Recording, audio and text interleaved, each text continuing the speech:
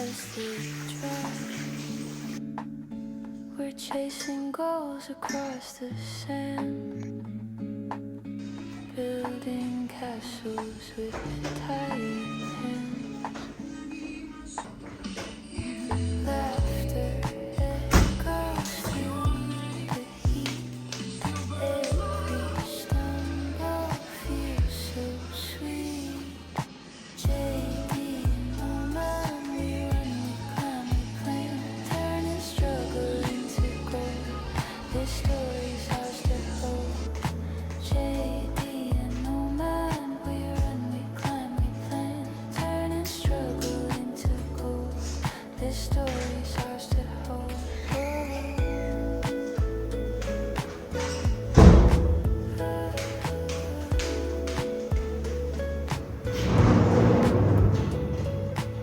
Sweat and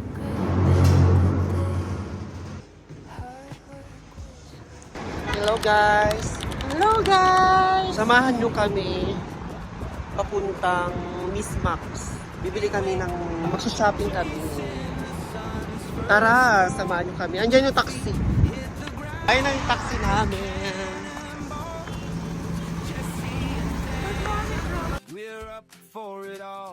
We're going to Miss Max. How's life? Good? Good! Oh, nice meeting you. Salam! Say hi! Tara guys, samahan nyo kami. Let's go. Yung Miss Max guys, parang ano lang, Novo. Parang Novo ba sa Pinas? Nakakataw. Yes, parang ganun. Pero mas bongga naman. Ang galing mag-English ni Sir. Every time we wanna go out, taxi is too much problem. But you should be arranged before. Yeah, I will call you Let before. me specific time. Tell me the time. Okay. Miss Max. Dito ako shoppingan ng mga low budget. Okay, how much, sir? Just for it. Okay. Thank you, sir. Take care. Huh? Welcome. You have.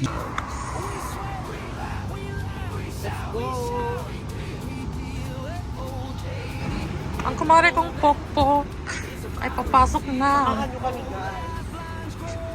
ng Miss Max. Dito na kami, guys. Gagandang mga t-shirt. Oh. Pili ka na, Mare.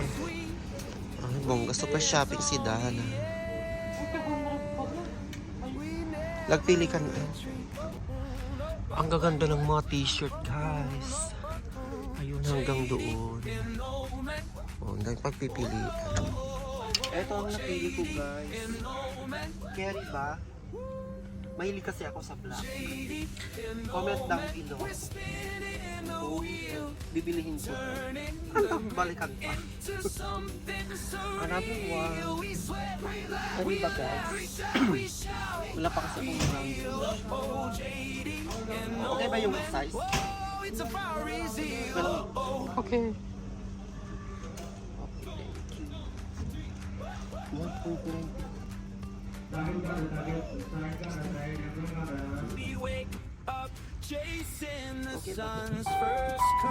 Radyo, food check yan.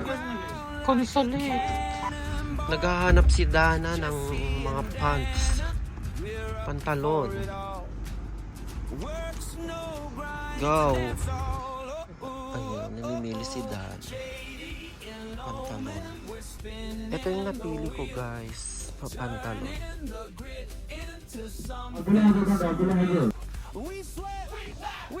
Add to cart.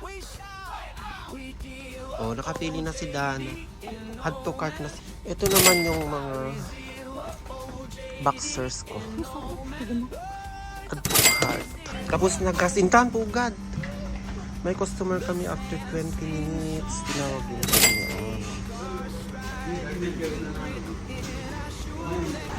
Bye, Miss Max. Pauwi na kami, guys. Tapos na kaming mag-shopping. Ayun yung mga pinamili namin. Bumili kami ng madaming tubig kasi mas mura dito. Ayun. Nakamura kami na yan. Wala pa naman. Dito na yung taxi namin, guys. Nagpasundo kami. Tinawagan ko siya. Thank you. Uwi na kami, guys. Let's go. Going back home. Lagi na shopping mo, Mars. Bongga, gano'n na shopping ni Mars. Outfit check ni Dana. Binili niya kanina sa Miss Max.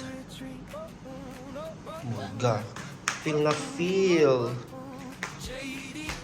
Sino ka dyan? Ano, mas bagay sa'yo. Mas bagay sa'yo medyo skinny. Wala. Pa yun. Nakaganaan mo na.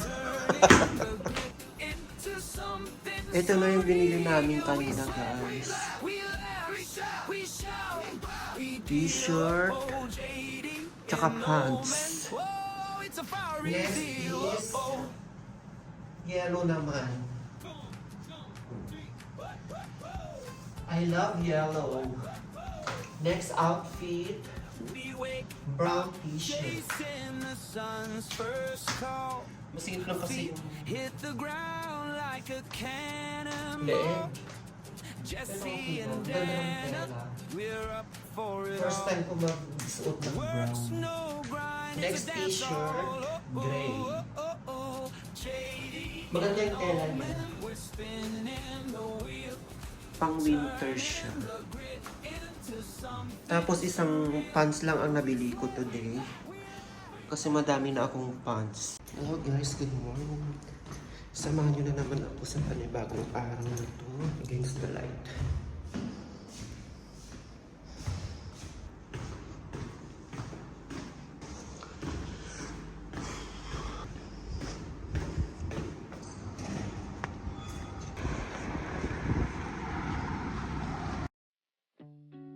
Outfit check.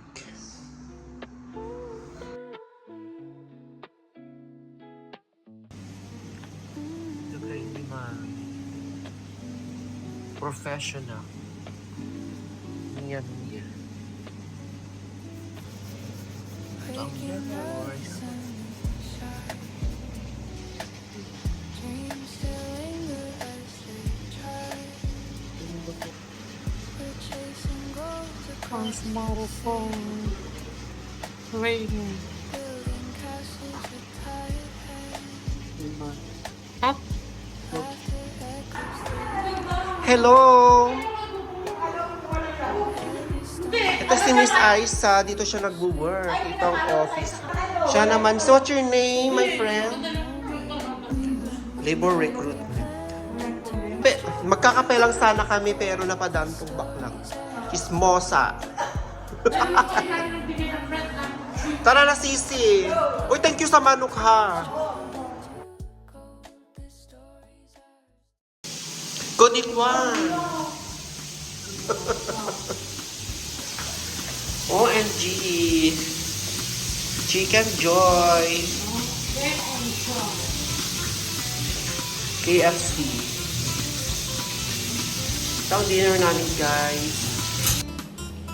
Mga tayon mamaring. Nagadotis si dami nga Chicken Joy with kamatis na may bagoong. First bite.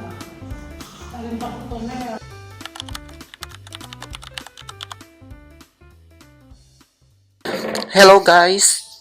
hello guys! Kumusta kayo guys? Kumusta ang buhay-buhay?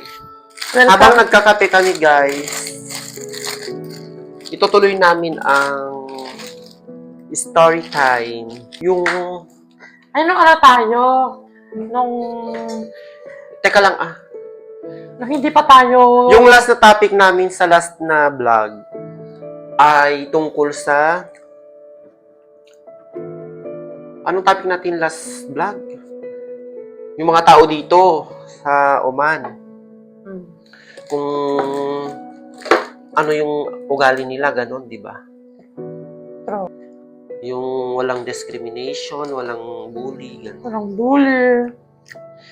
Yung safetyness dito sa Oman, yung pinag-usapan namin nung last na vlog. Ngayon naman, noong nasa Pinas pa kami, nung Noong hindi pa panahon. kami nakapag-abroad ni Dana. Alala ko nga nung ano tayo eh. Nung, Umpisahan mo na. yung nga, nung kamusmusan pa lang natin. Naman nasa edad tayo ng mga 10, gano'n. Mga elementary days. Mga laki kami sa hirap. Kumbaga, may anak kaming mahirap talaga. Ang pamilya namin, hindi naman sa mahirap na mahirap. Yung sakto lang yung Magsasaka. pamumuhay. Oo. Mga anak kami ng magsasaka. Ganun. Yung hanap buhay ng mga magulang ay magsasaka. Ako guys, pinanganak ako sa Isabela. Lumaki ako doon, mga 8 years old siguro. Kasi ang natatandaan ko, paglipat namin sa Ilocos Sur, grade 3 na ako sa grade 3. Hindi ko pa kilala si Dana noon. Kasi nga doon sila nabuhay. Doon sila tumira sa Isabela. Mm-mm. Di pa kami magkakilala, pero alam ko magkakamag-anak talaga kami. Kasi yung tatay niya at saka yung lolo ko, magkapatid. Mm-mm. So, bala siya. Pinsan ko yung tatay niya, Oo. first cousin. First cousin yung tatay ko. Bali nung nag-aaral kami, sa elementary days ako noon, siya din. Bali, Siguro nasa, ano ka ba, grade 3? nung magkakilala tayo, nasa grade... High school na ako noon eh. Hindi pa, gaga. Oo, grade 5 and 6, ganun. Ako naman mga high school na ako ng mga first year. Ano siya, tumira siya sa pinsan namin, isang pinsan Oo. namin na Ano pala, guys, komersyante. kumbaga, hindi kami tumira sa mga magulang namin na permanente. Kumbaga, kung ano yung mayroong Kung sino yung may kaya. kaya, oo, yung makakapagpaaral sa amin, doon kami. Kung sino yung may nagkakakitaan, ganun. Yung pwedeng tumulong sa amin O kinukuha kami. para makapag-aral. Kaya, nung grade 6 ako, kinuha ako ng tita ko. Shout out mo si... Ay, shout out kay Maring Leia. Siya yung nagpara sa akin nung grade 6. Katulong ako noon. At saka, dito, tumutulong ako talaga sa pagtitinda. Bata pa lang kami, talagang masipag na kami. Oo. Ganun din sa akin. Pinsan ko din. Bale, tumira ako sa kanila. Pinag-aral nila ako. Pero dahil bata pa ako noon, hindi ako mahilig mag-aral noon. Tamad ako mag-aral. Pero masipag ako sa trabaho. Kaya, madami akong natutunan. Nag-diskarte kami nung bata kami. Pagdating ng klase, pagkatapos ng klase sa hapon, diba yung mga alas 4, alas 5, nakaready na yung paninda namin. Tapos diretso na kami sa mga bahay-bahay. Nakakatawa. Hanggang sa magdalaga na kami, ayun na. Malandi na kami, no? Oo. Hindi naman sa malandi, parang dalaginding. Nung nakapagtrabaho na ako sa mga salon ganun, puro gala na kami niyan. May motor na ako nun eh, marunong ako magmotor. Kung saan-saan kami na papadpad. Makikipag-inuman, manlalalaki. Pero, yung minsan din namin naranasan yung mga ganun. Yung mamuhay ka ng may sarili kang desisyon. Kumbaga, di ba? True. At saka yung makapagtrabaho ka na may sarili kang sahod, yung ikaw yung bumibili ng sarili. Independent. Ayun sa True. Kasi nung time na, nung kabataan natin, yung mga bata pa tayo, hindi natin alam yung mga pera-pera nun eh. Basta may pambili ka lang O, ng pagkain mo. t-shirt, tsaka short, chinelas Masaya ka ka na. noon. Happy na ako. Oo, happy ka na nun. Napabili ka ng gamit mo sa school, Oo. happy ka na. Pero hindi pa rin doon nagtatapos yung kaligayahan mo. So pagdating namin ng mga adulthood, yung ikaw na yung may hawak ka sarili mo, yung kumbaga, Nakakamiss ang buhay namin doon. yung sarili mong desisyon, makapaghanap ka ng sarili mong kita. Pagkagaling ko nun sa trabaho, naalala ko, kasi nagtrabaho ka sa Pilipinas sa June Encarnacion. Pag uwi ko ng hapon, pupuntahan ko na siya sa bahay nila. Ayayin ko siya para Lababas, rampa kami. papa kami ng gabi, mostly kasi gabi mostly gabi. Naman, may trabaho ako eh. Hindi gabi lang. Pupunta kami sa mga sa gilid ng dagat. Ay, doon kami magpipiknik. O kaya, pumunta kami sa mga friend namin sa Mahilig pa kami sa outing. o sa ibang lugar. Punta kami ng Abra, mga ibang karatig, bayan. Hindi, bayan lang naman. Pero meron din naman. Oo, diba? di ba nakarating pa tayo sa Candon? Nakarating kami ng Candon. Yung Candon malayo sa amin, siguro nasa 1 oras. Siguro nasa mahigit 2 oras. Tapos masaya ang masaya ang Pag wala akong trabaho, yung day off pa. kasama na naman kami,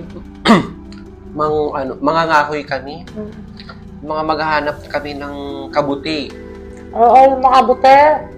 Anak ko. kuhol, ganun. Kasi sa amin Bitin yung kape ko. sige pa. Kasi sa amin, very abundant yung mga yung mga... Ay, abundant! Still abundant. Boy, abundant? Oo, yung mga Abundant gulay-gulay. naman, abundant. Kasi doon, hindi mo kailangan bumili ng... I-google ko yung abundant. Hindi mo kailangan gumastos pa ng pera para bumili ng mga gulay-gulay. Kasi sa akin talaga, pagtingin mo lang sa mga bukid or sa mga bundok, andun na yung mga gulay. Kumbaga libre siya. Sure. Basta lang may sipag Ang palaya, kangkong, may sipag saluyot, kang- talkalunay. May sipag kang Shout out natin yung mga barkada natin. Hello, Queen Esther, Joy, Kulkulin Taba, si Aling Gracia, Gina, si Evelyn nasa Hawaii na. si Maring Sheila, nasa Dubai. Nasa Dubai na siya. Tapos yun na nakaedad na kami, ayun. Gusto na naming mag-abroad. Oo. Doon na siguro Nangarap- yung pangarap namin. Nangarap din makapag-abroad. kami na makapag-ibang bansa. Sabi namin, sana man lang ma-experience natin makasakay ng aeroplano. Diba nga pala pag nandito ka? Nakakapagod. Ako, pagod na ako. Ikaw More lang than 10 ba? years na ako sa abroad. Nagsimula ako noong 2015. Hanggang ngayon. Pangarap namin ngayon, mag-ipon ng pang-business. Gano'n. Hindi na lang kami mag-business. Sa Kahit magtinda-tinda na lang. Pilipinas. O kahit kunti lang, basta... Alam nyo guys, patotoo lang. Iyak na naman ako. Iyak na naman. Mas maganda pala yung... Sige, umiyak ka para more viewers. Hindi, sa totoo lang, promise. Umiyak ka.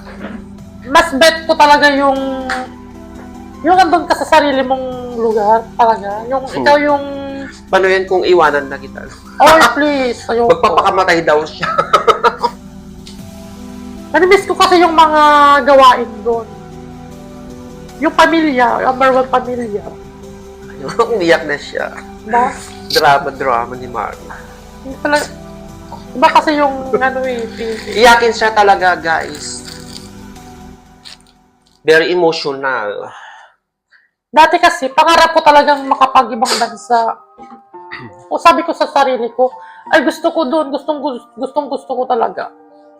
Pero, nung nandito na ako, Wow, very emotional ang Mari. hindi ba pala yung feeling? Siyempre, yun, very opposite kami sa bagay na yan. Siya, very soft-hearted. Ako naman, Hard. hard. Ewan ko ba, hindi ako iyakin eh. Strong ang personality ko. Taray-taray ko nga eh. Kahit simple lang ang buhay doon sa atin, sa Pilipinas, mas na-enjoy, di ba, Mars? Yes, correct. Kahit gaano ka magprosigidong magtrabaho dito sa ibang bansa, kung yung puso mo ay nandun sa Pilipinas, Kasi nga hindi ka pa sanay. mamimimiss mo talaga. Compared sa akin na more than 10 years na. Kumbaga nasanay na ako sa pagiging independent woman. Strong independent. Eh ikaw, wala ka pang isang taon. Oo nga. Doon lang ako sa Maynila nasanay ng ano eh. Kasi sa Maynila, pwede kang Swerte nga siya. First abroad niya, andito ako kasama niya, may magtatanggol sa kanya. Tsaka, ang tirahan niya, o di ba bongga, kita nyo naman. Samantala ako nung first time ko mag-abroad, Diyos ko nakikipagsiksikan ako sa mga... Yung isang kwarto, bali 3 kami doon. Tapos mahal pang bayad dito.